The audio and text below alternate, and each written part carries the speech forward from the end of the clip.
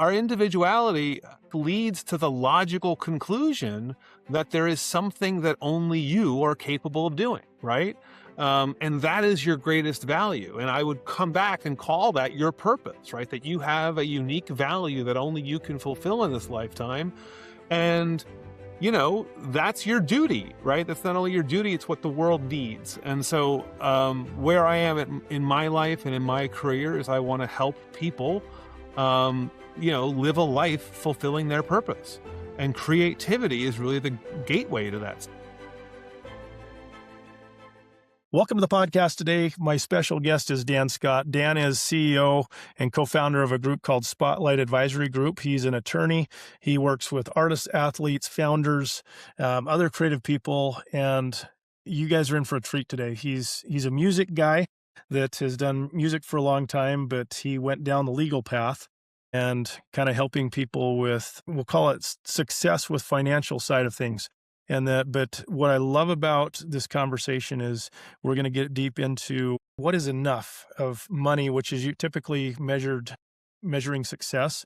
And I just think this perspective that he brings is something that every artist ought to give some thought to. So welcome, Dan. We're so excited to have you here.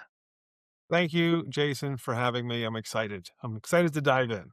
So Dan, just to get started, I just want to tell us a little bit about how you ended up where you're at. And I think what's going to be really interesting to musicians listening is what is it that kind of led you to want to help music people or just artists in general? Because I think there's a huge gap there that most artists just want to do their creative thing and forget a lot of the more important stuff that's going to make them, I guess, successful enough to continue doing the music long term. Well, I mean, I'm an artist, right? So I think my heart is always with artists. I think creativity is really what makes us unique as a species, and I think what makes each of us unique within that species, right?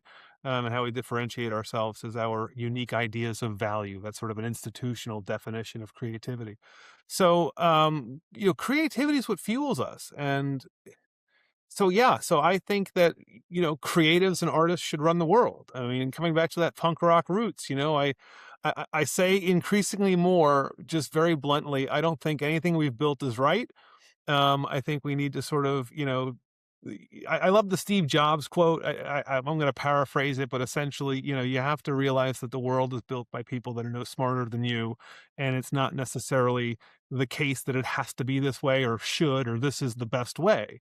And so, yeah, that's it. I work with creators and visionaries, and I believe that each of us, I'm romantic about the idea that each of us is unique, right? There's only one you and one me. Even if we clone ourselves, right? We can't clone our experiences. And so therefore there's still an individuality to it, right? And so, our individuality, I think, leads to the logical conclusion that there is something that only you are capable of doing, right? And that is your greatest value. And I would come back and call that your purpose, right? That you have a unique value that only you can fulfill in this lifetime. And that's your duty, right? That's not only your duty, it's what the world needs. And so where I am in my life and in my career is I want to help people, live a life fulfilling their purpose. And creativity is really the gateway to that. So it's living your purpose through your creativity. And that's why I work with artists. Obviously I'm a musician, so I love working with musicians, but I work with people of all creative, industries, including entrepreneurs, right? People who are creative in the business space. It's just anyone who has a vision and wants to make to go back to Steve Jobs, their dent in the universe, right? I think we're all creative. So actually it would apply to everybody. It's just that I don't spend my time convincing people that they're creative, right? I have to cut it off somewhere in terms of who I work with. So, I mean, it's interesting you talk about that. I find oftentimes creative people, or maybe it's early on in their career, maybe you got to get older and more mature to recognize this, but oftentimes they're scared to kind of follow that purpose. It's like we've been told, you have to do something a certain way. And you talked about that there's not necessarily a right or wrong, like certain way that has to be done. But how do you, as you look at artists and other influential people that you've worked with, how do you get over that first hump of not like believing in yourself, but then also being willing to go out there and pursue that purpose? Because I think that's a hard step for a lot of people. It's a good question, right? And I think what we're going to get into quickly is really a definition of success and what people want, right?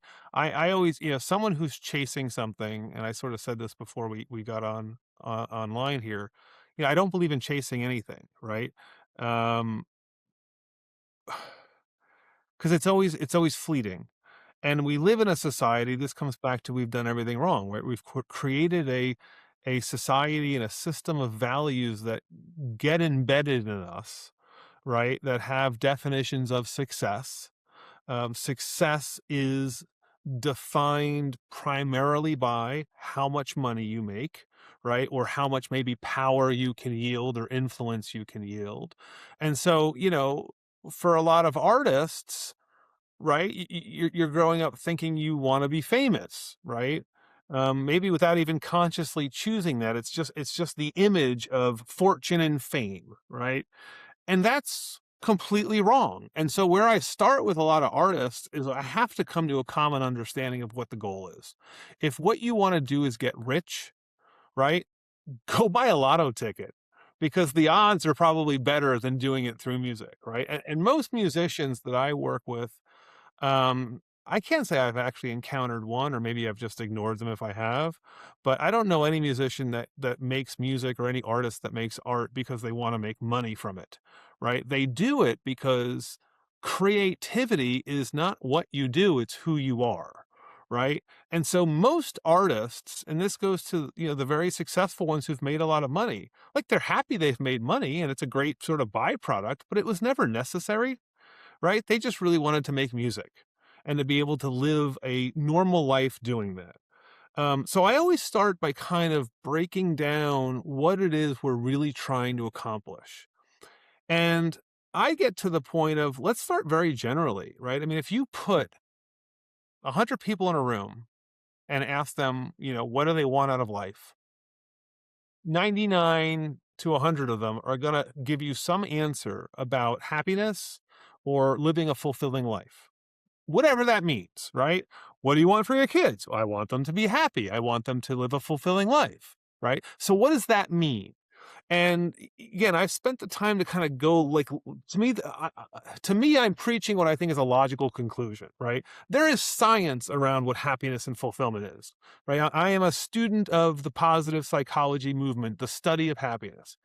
And they've identified 5 factors that really elevate, your well-being. And if you focus on these things in your life and you try to maximize those, you will live your best, most fulfilling life. None of those are money, right? It's the acronym PERMA, PERMA. It stands for positive emotion, engagement, relationships, meaning, and accomplishment, right? You focus on elevating those things in your life and you live your best life. Okay. So with that being said, the conclusion I've reached is that when you come back to the idea of your unique individuality, when you actually live in pursuit of shining that light on the world, right, of giving that purpose to the world, it leads to elevating those 5 factors to their highest. So the answer to me is what we're all actually trying to do is to live our purpose, whether we realize it or not, right? Because that is one, what some of us feel spiritually we're supposed to do.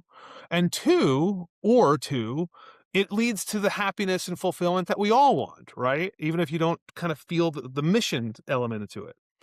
So so success to me and what everybody should really be striving for has nothing to do with money. It has to do with the ability to wake up every day and live your purpose and live it like, we'll get into a discussion around money because we live in a society where obviously, we've created a system, and it's a system. It's one of the could be of many, but this is the world we live in, that you need money to provide for your needs, right? So you have to make money. So you have to then transform that purpose into something that makes money so that you're spending your time living the purpose instead of being distracted, right? And that's sort of the net result. But again, when it comes to money, very quickly you have to get to an understanding that you're not trying to make a lot of money. You're actually shooting for enough money. The word enough is very powerful, right? And it's also a low bar, right? And this is where I start with most artists. The idea of making enough money to wake up and be a musician or whatever artist kind, or whatever kind of creative you are, or just an entrepreneur to have enough, open your own business, you open your own bakery, right? To make enough money is a low threshold. And if you take the spectrum of salary that's out there from teachers that make, whatever, I don't want to insult teachers, but 40, 50, whatever it is, thousand a year to start, Not near what they should be paid, but not yeah. near what they should be, to, the doctors and lawyers, right? We all thought growing up, right? Your doctor, lawyer, accountant, teacher, the police officer, whatever it is, that spectrum of salary ranges, call it from 50 to hundreds of thousands of dollars.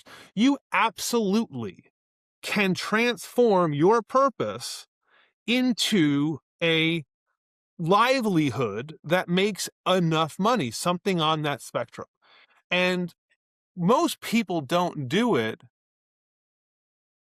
partially out of fear because they don't think it's possible, but partially also out of looking to achieve the wrong goal. They're not going to make enough. They want to make more than enough money because those are sort of the values that have passed down to them.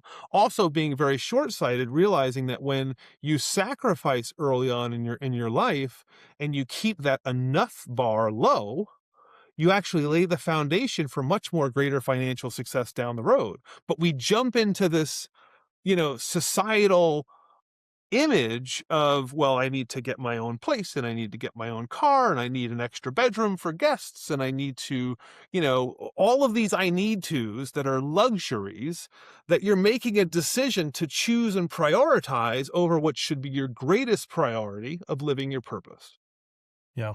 So, I as you're talking about that enough money, I was lucky enough, right after I'd gotten out of high school to go down and spend nearly 2 years down in Argentina in the middle of nowhere. My very first places I was at, we had people lived in dirt houses. They'd sweep their dirt floors. I mean, it was, we'd have two-walled outhouses. No, like normally, just living with the poorest of the poor. And the crazy thing is, like in those experiences, I came back realizing that in general, the people that were there were happier than most of the people that I knew here in the United States where I was at, and that were in pursuit of all of these things that they thought were, they had to achieve to be able to have made it or be successful, whatever you want to call that thing.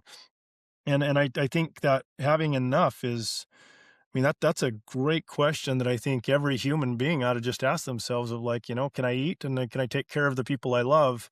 And I think that's just a really important, personal question that we all ought to ask ourselves.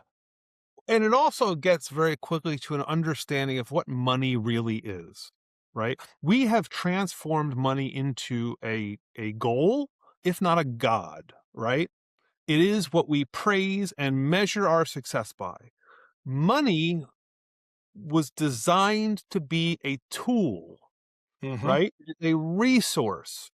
That's what it comes back to, the idea of enough. Because really, I always use the image of, like, imagine sitting in a room with $10 million in cash sitting next to you. What's it worth? Nothing. It's not doing anything. So it might feel good to have it there, I guess, or have some sort of false sense of security, right? But it's actually not valuable unless it's being applied towards something. So if you actually have more than you need to apply towards something and you have extra left over, in other words, if you have more than enough, you're wasting your time in some sense, if that's what you're chasing.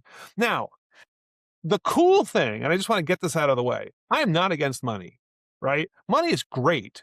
When you have it and it doesn't have you, it's a tool. It's something that can provide for fun and entertainment and luxury once you have it.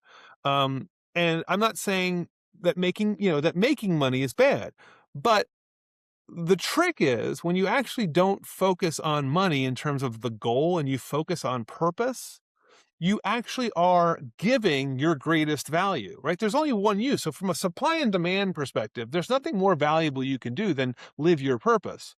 So long term, you're going to receive back a reward that is its greatest. Now, it might not come all in money, but let's face it, in this society, how we exchange value is largely in dollars. So you're going to make the most amount of money anyway, just in the long term, not the short. And you're going to be rewarded in other ways in terms of experience and joy and fulfillment and all those other things. So that's the conversation, is to sort of readjust the perspective and to start sort of shaking off some of those value systems. And as we're saying this, I'm going to point a finger, and the finger I'm going to point to is industry, right? And this is the problem with artists, and why I do what I do, because, and I'm not judging the industry, but to the extent that artists have professionals and people helping and advising them, they are industry people. Okay. And what is industry there to do? Make money. That's Right. its job, right? So these people are very good at their job, and their worldview comes from that place and that value system. They're not equipped to understand what we're talking about necessarily, because that's not their job. That's not what they've studied. That's not, all of that stuff.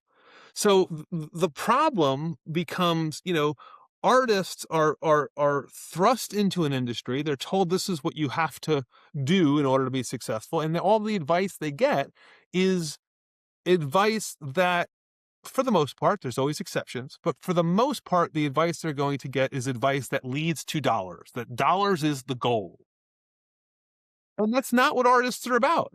And so, that's the other thing I always, very early in a conversation with an artist, it's, the industry is also a tool, right? It's there as a resource for you to utilize for your purpose. It serves two things. It's a tool to monetize your art potentially, and it's a tool to distribute your art, right? But you don't. It's not a necessary, an inevitable necessity in your career. And that's the other thing artists have to start talking about, because again, if you're focused on enough, independent art produces enough. If what you want is more, or if what you want isn't purpose but fame, well then yeah, go to the industry, right? You have to go to the industry for that. Well, and I think the older I get, the more you start to realize, money's great. It's great to have it come in, but um, eventually you start to find greater joy and fulfillment, as if we were chasing that, in seeing others achieve or do the things that they're capable of. And I think, as I've had a chance now, I mean, we've got a recording studio. I love watching people come in and creating something and giving themselves permission to do this thing that they maybe thought wasn't, they weren't good enough to do, and just kind of coming into their own or discovering their purpose, like we're talking about. I have a children's choir that we've had for a couple of years at the studio, and we bring these kids in that, a lot of times they can't hardly sing. They can't sing well, but we bring these kids in, and all of a sudden they're singing with this group. And you want to be happy or find that fulfillment. I mean, look at, spend time around kids that are kind of,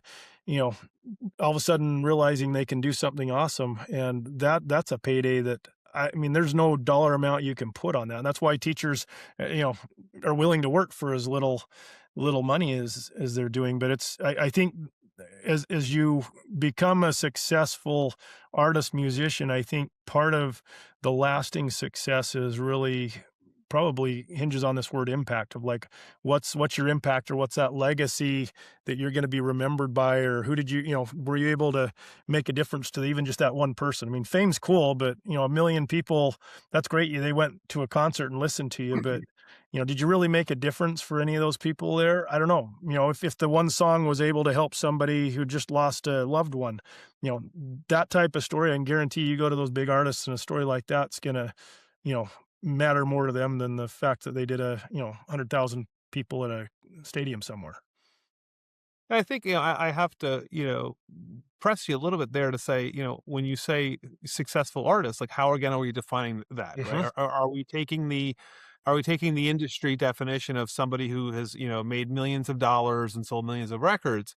And the reason Right. I'm raising that is because, a lot of times that is achieved by artists who are not actually sharing their purpose, right? Because they compromise their purpose in order to serve what they're told is wanted by an audience. And so a lot of very successful artists, and you hear those stories of the frustrations that come because of the pressures of industry and selling, right? And I don't know that I would or I would at least question whether, could compare an artist who, um of Taylor Swift's stature, right? Global phenomenon. Now, I'm not judging. I think she's great, so I'm not saying that she's Yeah. not. But just take someone of that stature who has achieved that without even sharing an ounce of who they really are, right? With that uniqueness that we're talking about, that individuality. That's the spotlight, right? The shining your light on the world stage. Who hasn't done that versus somebody who's, a modest, unheard of independent artist who's lived every day authentically sharing that purpose and authentically connecting and changing people's lives, doing that duty, right? That they're here to do. I would argue that the latter is more successful. They certainly have more fulfillment, right? And maybe they can't afford as many distractions as somebody who has those other luxuries, but that's all that they are. They're distractions. And this comes back to I hate to kind of keep putting in the punk rock ethos to it, but that's again, this is the world, the system that we're tricked into following the values of, right? We are now more than ever a culture of consumers, right? We are just consumption, consumption, consumption. And all that is distraction, right? It's that shot of dopamine, and then it's on to the next one. That's not fulfillment. That's not joy. That's not happiness. That's not putting anything of value out in the world, Yeah. right? And so what I would argue in the extreme case, what we have now deemed success is really somebody who can just live a life of distraction. Yeah. And I don't, I'll get to the pearly gates and argue my case when I get there. But I don't think that's the right worldview. Well, and I think in a lot of ways that's why, I mean, if you look at happiness surveys and just, in general, are people happy with where they're at? And that's why people are so, not content with where they're at, or do I have enough? I mean, like, just especially in a lot of the developed countries, it's like we're just continually chasing the next thing. I mean, it's kind of like when you're a kid and let's say you're a sports team, or if you're wrestling, or you look at, you know if you got a UFC fighter. I mean, they're in that match and they're doing the one thing, and then like the best feeling in the world is getting your hand raised up at the end of that thing, right? But or the gold medalist at the Olympics, you look at what people say. Hey, I chased this for all these years and finally got the thing, and then didn't know. Now, Just like, now what do I do? Now what do I do? Right? You know, yeah. What's the and thing I too? yeah. The purpose is never fulfilled. You can't complete your purpose, right? Until you die. It's ever going. It's ongoing. You're always living it. You know. Well, and I think that's why, I mean, I don't want to dive into religion too much, but I mean, that purpose is like, we're here, but I sure hope that when it's my time to go, that I can continue having some purpose and doing, like, growing. And I mean, I again, I don't want to get into any of that, but I really do think, if you have some sort of spiritual beliefs, you believe there's more to this, more that's going to continue on, or boy, that was a fun ride while we were here and it's over with too. So, yeah. Well, I'm curious, as you bring in, cause you've done a lot of wealth advisement and just kind of coaching people, and like, what are some of the things when you bring somebody in to help, to help them, they come in and say, hey, I'm an artist. I want I want you to help me. What is it that you would typically ask that person to consider in order to help them so that you could, you know, serve them? Right. So it really depends on where they're coming in at, right? I mean, I work with. I've got I've got a bleeding heart for a starving artist, right? So I'll work with starving artists because I want to get them to a place of sustainability. And in that case, the goal is to help them get to that, to achieve that financial freedom through their creativity. And so in those instances, we tend to focus on things that involve more sort of financial, planning and things like that. Right. Mm. I think, just so you understand, I think there's three goals that need to be solved for. And this is what I focus on in my work, right? As a creative living your purpose. The first thing you want to do is achieve financial freedom, right? You want to be able to have enough money to wake up every day and afford living your purpose through your creativity. Once you have that, you need to obviously maintain it and sustain it and plan for all the boring grown up stuff that you need to do in life financially. But then it's about maximizing your impact, right? Living that purpose to its fullest potential. And how do you do that? That's the second goal. The third goal is to then say, how do you leave a lasting legacy? How do you ensure that that purpose that you have now maximized and lived for your entire life has the opportunity to continue after your life and affect generations? Right? Those are the three elements. So it depends on when somebody comes in. Is it early stage, mid stage, late stage? With the early stage, right, it becomes about helping them understand. I've come up with a formula really for how do you achieve financial freedom. It's sort of very logical, right? Once you articulate what your purpose is, now you're creating that North Star. You're giving yourself direction because that's what purpose is. It's direction. You don't know where you're going to end up. You just got to go in the right way. And we can talk a little bit about what that means and how you articulate a direction without really knowing what the end result is. But that's the purpose component. But then it's a matter of, well, how do you get there? How do you live each day? And I think it comes down to focusing on four things, right? The first is, well, what resources do you have, right? What do you have to work with to live your purpose? What do you not have that you need in order to work, live your purpose? And so resources, another term for that is assets, right? And this is where money comes in because people think of financial assets first. And that's important. But guess what? Artists don't have a lot of disposable financial assets, at least not usually. No. Um, so it's also about understanding that you have human, social, and creative assets, right? Artists are very wealthy in non-financial assets. When it comes to industry, relationships are key. But your creativity is your greatest asset. That's your money tree. People say money doesn't grow on trees. My partner Josh says all the time, yes, it does, because ideas come out of the sky and ideas are value. So, helping them understand the totality of what they have to invest with and connect the dots to get to the next step is critical because most artists aren't resourceful in that way. They're not organized in that way and they can't do it. And this is also where I would say that this is where traditional financial planning or wealth advisors don't know what they're doing for artists because their goals are purely financial. Their tool, right, is all sort of designed towards achieving something they call retirement, which to me is the most ridiculous thing. Who wants to retire? Right? I would rather build a life I never want to leave than live a life I have to get out of.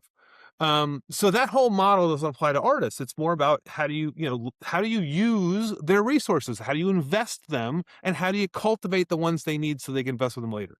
Resources. That's the first thing you need to help them with. And then it's also obviously deploying and helping them to prioritize, right, the steps and things that need, making those decisions on how to deploy those resources efficiently. Um, the second thing is understanding everything that has to get done, right? Getting completely granular and understanding I call it team management and team building because that's what it's really about, right? Identifying the team members and their roles and responsibilities. But the reality is, for an artist, usually, especially an artist starting out, they're their whole team. So it's really about helping them identify all of the different hats they have to wear and helping them come up with a system where they can make sure it all gets done. And then over time, you can deploy some resources to maybe, build a real team. But that's the second ingredient, right? What do you have to work with? What has to get done? Who's going to do it? The third is really the structure of it all, right? So how your life, business, and creativity are structured, both in terms of legally, right? So you're protected and all that stuff, but also from a administrative, like a governance sense. Like, how is it all going to work together so that it's seamless, so it's a real well-oiled machine? That's that's part of that is structure. The next part of it is the last element, which is about process. And this is where, sometimes I wear kind of like a coach hat because it's about accountability and discipline, right? It's about creating a system that makes sure you understand, like, everything that has to get done, and you get everything done, and you allocate all of that needs to work. There needs to be a program around that to ensure. And when you do those things, first of all, that's all you have. There's nothing else you have to work with that I'm aware of. I mean, by all means, poke holes in the model, right? But that's what you have at your disposal. And so when you fire on all cylinders there, right, you're going to be successful. It just works. Or, I mean, successful again in the sense of you're going to make enough money. Absolutely, I guarantee that. And more importantly, when you follow it, again, it's less about how much money you make, and it's more the guarantee that you will have done everything you can to live your purpose. I see, this is the thing, all right? Purpose, I can help you live it. I don't know the scope of the purpose that your life is intended or will serve, right? Right. And so that's not up to, that's maybe also where like faith or religion or something. I don't know. It's not up to me. I don't know results. I don't know outcomes. We don't control outcomes. You have to also accept that, right? You could do everything right and get nowhere. And that's a, million and nowhere again in terms of that traditional goal setting of an industry, right? How many stories of the most talented artists you've ever heard of just never make it, right? It's not because they don't have it or they aren't doing everything. It's because outcomes aren't up to you. And I come back to a little bit of an element of faith that when like faith in a universe sense, even more so than just like a spiritual, but like if you do everything that you're supposed to do and you put that foot forward towards your purpose, that you're going to end up where you're supposed to end up. Right. You're going to do the things and serve the purpose. You're going to be the bee who pollinates the right flower that you were supposed to pollinate. And that's what you should be happy doing because that's all you can do or guarantee. I also believe that when you do that, the best results happen, that you're going to end up, exactly, trust the process there. You're going to have enough money. More importantly, you're going to meet all of the people that you're supposed to meet, right? The best people are going to be around you for you in terms of the relationships you need in your life, the support you need in your life. You're going to have the greatest sense of joy and accomplishment and all that. So that's what we're setting out to do, and that's the formula. So that's what I try to help them do, right? Prioritize, understand the goal, and then, a lot of times it's a little cheerleading, right? The kind of stick to it and don't give up. Well, and I think one of the big challenges for the typical artist, and we'll just, I don't want to overgeneralize it, but in general, people who are creative have very unique talents, and oftentimes those systems that you're talking about that are needed to be successful or to finish the job or to finish the thing that needed to be done are not the strengths that those artists have. Right. You Oftentimes, I gotta even recognize see, what you don't know.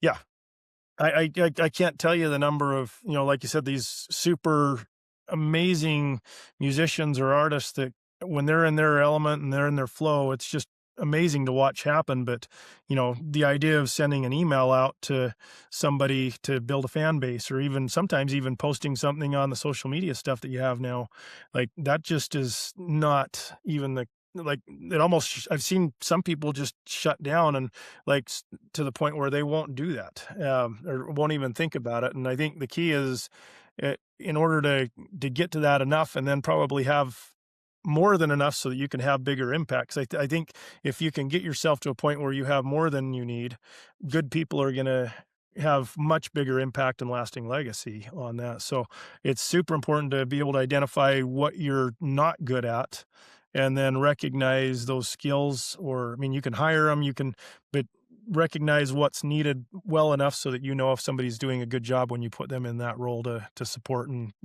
fill in those gaps that you have in your strengths, right? So, Yeah, I'm a million percent, a million percent. And a lot of that too, like, back to that, so, left brain, right brain, not only is a lot of just the business stuff and the organization, right? It's also money. It's also a lack of financial literacy. And, one of the biggest reasons I think independent artists struggle with financial freedom in terms of that, having enough money, maintaining it, and having sustainability is because of a lack of following some just very basic money rules. We say this all the time that like artists, and this is where you come back to now the resources, right? Understanding your resources, financial resources are a big part of it because, again, like it or not, that's the world we live in.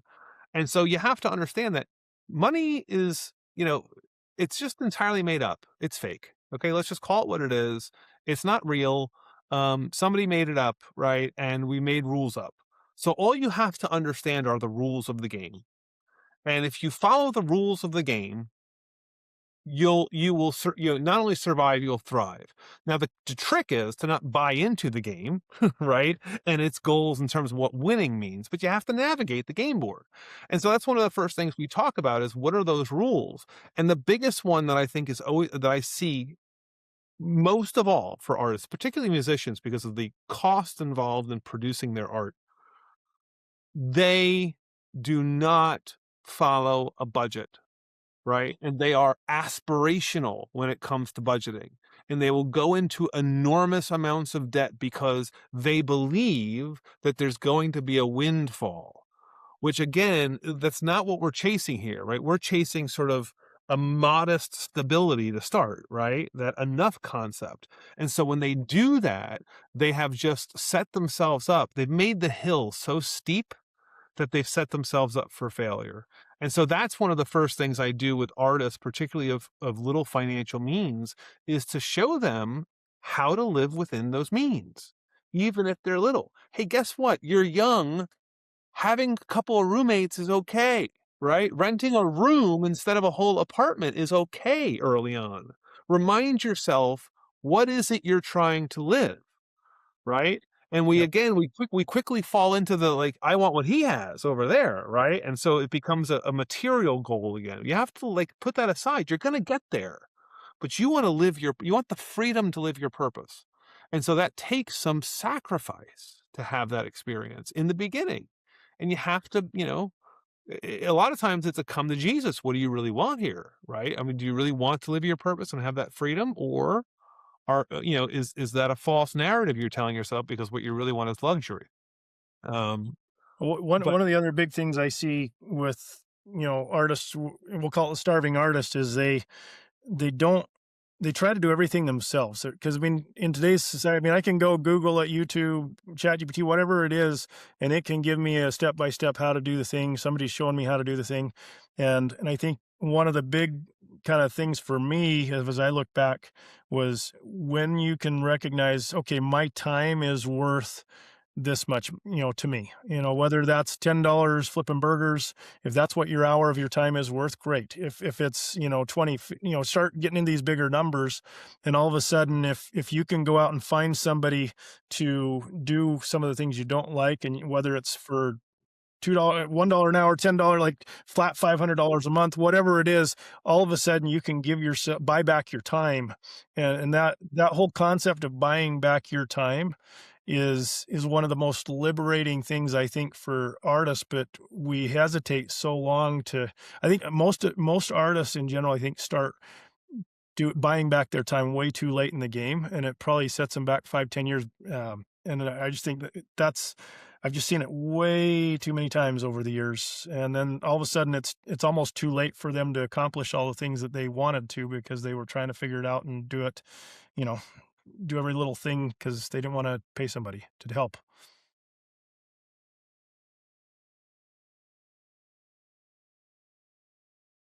tough love and a little brutal honesty that artists need to hear, right?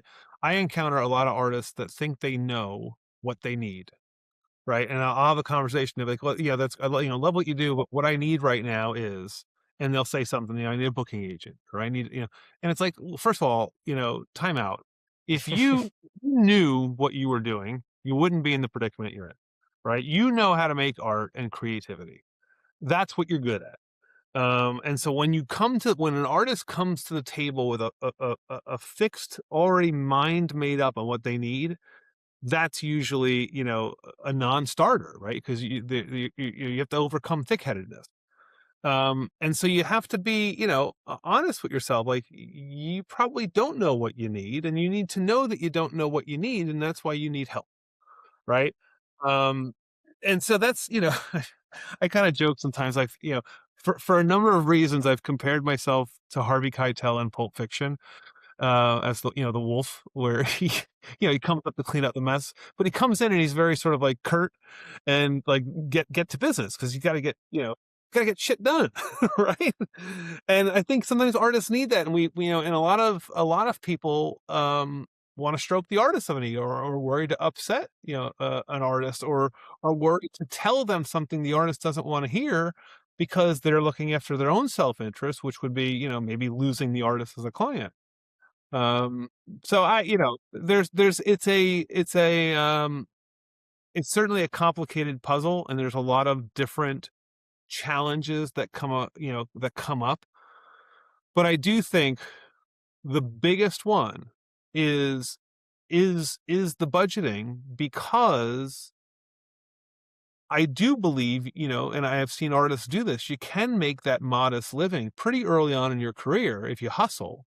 And it's really more of a matter of realizing that that is success, and you don't stop living for a future moment from a spending perspective. Start living within the window of this is success, and if it doesn't get any better, you're doing great, but it's going to get better, right? And so that fight, the mismanagement and the going into debt, I think is what often cripples, because then it gets like the emotions around that gets heavy. It's very defeating, right? When you're in a $30,000 hole and you're making $50,000 a year. That's just Right. terrible.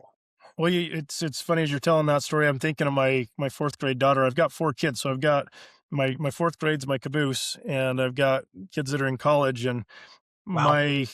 my 9-year-old, 10-year-old daughter is always certain that she has all the answers, and she doesn't like to be, like, when she's certain she's got everything figured out. But when you look back on your own, when you look on your younger days, and you kind of compare yourself to, like, wow, I thought I've had it figured out when I was 16. I mean, I swear my 16 to 18-year-old has, if I could have known everything like my teenagers know, man, I'd be the smartest person in the world. But once you get older, you start looking back, you're like, wow, yeah, I knew some things, but there was a lot of things that I didn't have figured out. And being humble enough, I think, sometimes to be okay with not knowing everything, and admitting it. And you save yourself a lot of heartache and problems along the way, for sure. There was two things I figured out early in life that have really stuck with me. The first, and I was very young when this came to me, it was really an epiphany moment. But it's that happiness is a choice, and it's the power of choice, right? We really, and I write about this all the time, like people talk about, like, whatever circumstance they're in. And, at some point, and this comes back to the tough love, you are where you are because you're choosing to stay there, right? Take some responsibility and make the choice. And so happiness in everything, every aspect. I mean, free will is, right there with creativity in terms of our superpowers, right? As Yeah. humans. The other thing I just made me think of this, little lessons I've learned is, you know, uh, all I know is I don't know. Socrates, right? Which I wanted to bring that up because it's also Operation Ivy, right? It's like first song off their record was all I know is I don't know. And that's a huge one. You have to know you don't know, right? I mean, not just because it preserves that curiosity, but because it's yeah. And by the way, I think I'm right about a lot of things, but I'm willing to admit when I'm wrong, and I might argue with you, but you got to know you don't know sometimes, and you got to be open. You got to leave that door wide open. So those little Ab- nuggets. Absolutely. Well, Dan, this is, I want to keep this conversation going. We may have to have you come back, but I think, No, just part for some two. takeaways, I would love, I think, number one, we need to get you to write a book. I know you've got something in the works, but I think you would be I think it'd benefit a lot of artists, and you're probably already doing this with your coaching that you do, but to just get people in a room, whether you call it a mastermind or just a retreat of some kind, I think getting artists in a room to kind of learn from each other, like, and talk, have these discussions around kind of what we've been talking about would be so valuable to a lot of people. So I Well, just, I mean, while the and if, book is not out, right, everyone can go read I do a weekly blog, you mentioned that, right, and that's on our website, so spotlightadvisorygroup.com. It's long, but it's easy to remember, and there's a blog section, so there's a weekly thought piece there that, sometimes is deep and philosophical, and sometimes it's very practical about, insurance or something for yeah, artists, so all those different conversations and topics. And then, I mean, I do try to post on Instagram a little bit more, just sort of the thought stuff, the life thought stuff. So, at Dan Scott Spotlight is where I do some of my thinking out loud. Yeah, I just love to have a conversation. So anybody who like engages, can email me as well, or and just have a conversation, because that's the other reason we're here, right? Is to connect and communicate and share this strange human experience with each right. other, right? So if you want to email me, it's D Scott, D is in Dan, right? That's my name, Dan Scott, at Spotlight Advisory Group. And I answer emails. I'm not, something might take a little while if I'm really behind, but you know, I love to have conversations with people. Well, Dan, I think you've helped everybody's opinions of attorneys and legal Ah, people out there. And what I find so refreshing is the human conversation that you can have. And it's not I mean, there's just a lot of depth. And I think for anybody listening, if you're having a conversation with an individual that you maybe even think you're not gonna, jive with or get along with, my guess is in having those conversations, you're gonna realize you're more alike than you thought. And I think we need more of that. It's great that we have AI that can help us do these things, but there is always going to be a need for human connection. I think music, especially, there is, you cannot replace the emotion and the sweat sometimes that even comes into those performances, or when people are sharing a piece of themselves. And I mean, that is, I know people are sometimes scared of AI, but I think there is always going to be that need for connection with other human Jason, beings. And so, like money, like industry, AI is a tool, and if we yep, use it as a absolutely. tool, right, it's a powerful one. When we allow, when we lean on AI to replace our creativity, that's where we lose our way. But, I mean, we've all done it in terms of like, I've got a bunch of ideas and I don't even know what I'm thinking. And, ask it, have a conversation, right? Like, it's a Absolutely. great place to vet your ideas and, and things, and certainly administrative tasks. I mean, it's amazing, right? It's just amazing. So let's not say it's bad, but the creativity line is where I think it's a different conversation. So Yeah, absolutely. Well, Dan, thank you so much, and go check out his blog. If you, I mean, we'll put all the links in the show notes, Dan, on there. So if you're listening, you can go come back to this later and click down in the show notes. That was one of the funnest interviews I've ever done. Just wanted to throw this on the tail end of the podcast. If you are an artist or somebody in the music industry that is interested in kind of connecting with other artists, connecting with other musicians, if the idea of kind of stepping back and looking at your success and your plan for yourself as an artist and just as a human being is important to you, we'd love to have you reach out to us. You can message me at jason@tonioli.com.